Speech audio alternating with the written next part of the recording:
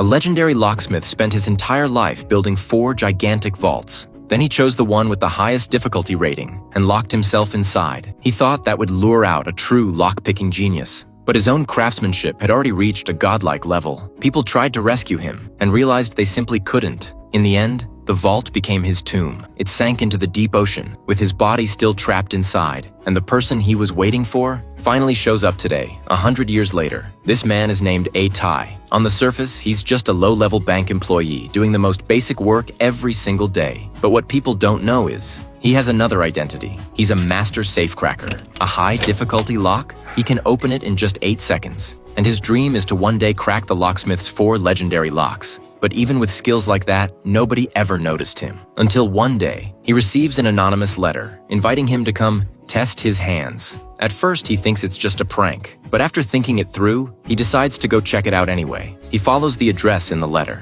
After giving the correct password at the door, a bodyguard leads him deep inside, and that's when he sees it. Everyone gathered there is a top-tier lockpicking master from different cities, except Tai is the only one standing there confused. He thought this was going to be some serious meeting, but instead, he's basically forced into a lock-picking competition. Before he even fully understands what's going on, someone on the floor already opens the lock. Then a second, then a third. Only one spot is left. That's when Tai finally moves. He places his hand on the dial, gives it a few smooth turns, and he takes the last spot. Round 2 is even harder, but for Tai, it's still no big deal. This time, the long-haired guy opens it first again. Tai comes right after him, so the two of them advance to the final round. But this last lock is on a completely different level. Even the confident long-haired guy pulls out a special tool.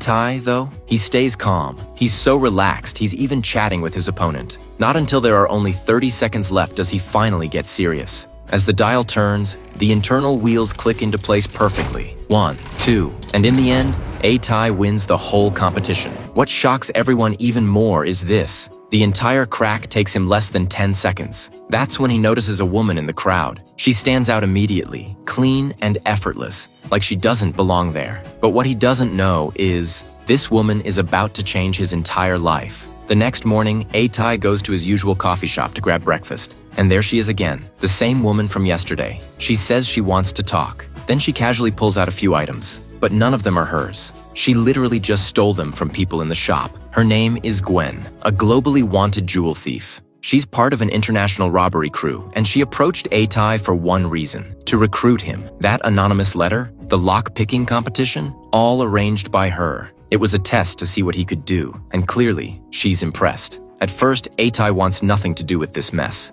He'd rather die than get dragged into a criminal crew. But then Gwen reveals their next target, and it instantly makes Tai's heart race, because they're going after the locksmith's 4 legends. Aside from the one that sank into the ocean, the other 3 are still being used by the World Bank to this day. But there's a catch. Their service term ends in 4 days. Once that deadline hits, all the vaults will be destroyed, meaning this is Tai's last chance to ever touch those legends. Gwen doesn't pressure him. She simply leaves him an address and gives him time to think. After one long night, Tai makes his decision. He joins. Soon, he follows the address to Gwen's base, and one by one, the rest of the crew shows up. A hacker girl handling the tech and logistics, a bearded driver for the getaway, and a tough leader who's the team's muscle. After confirming the key intel and the full plan, they finally begin the operation.